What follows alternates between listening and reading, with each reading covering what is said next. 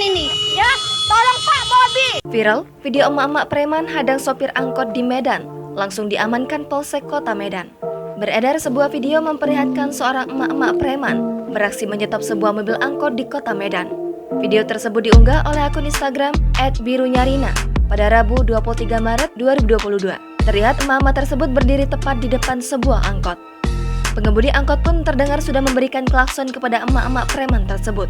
Tolong ya Pak Bobi Nasution, wali kota Medan, berantas preman di sini.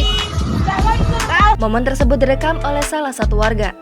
Sambil meminta tolong kepada wali kota Medan, Bobi Nasution untuk menindak ulah dari emak-emak preman tersebut. Menerima pengaduan tersebut, Polsek Medan langsung bergerak cepat menuju ke TKP.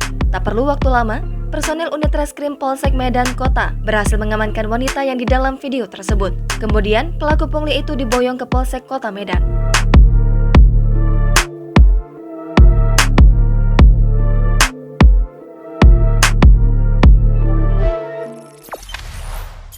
Jangan lupa subscribe, share, komen, dan like ya.